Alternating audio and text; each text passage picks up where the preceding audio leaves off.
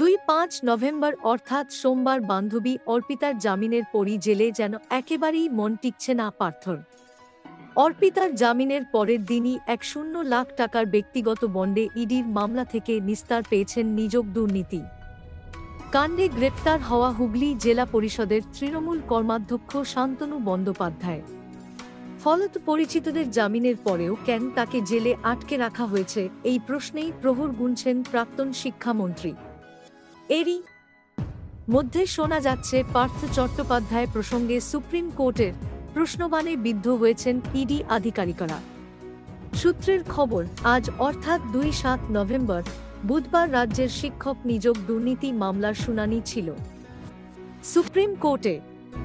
এদিনই নাকি বিচারকদের ভৎসনার শিকার হতে হয়েছে এনফোর্সমেন্ট ডিরেক্টরেটকে। জানা গিয়েছে, পার্থ চট্টোপাধ্যায়ের বিষয়ে ইডির বর্তমান অবস্থান জানতে চেয়ে তদন্তকারী সংস্থাকে কাঠগড়ায় তোলেন উচ্চ আদালতের বিচারপতিরা। ইডি আধিকারিকদের নিশানায় এনে বিচারপতিরা প্রশ্ন করেন, এভাবে এতদিন কি কাউকে আটকে রাখা যায়? আপনাদের দোষী সাব্যস্ত করার হার কত?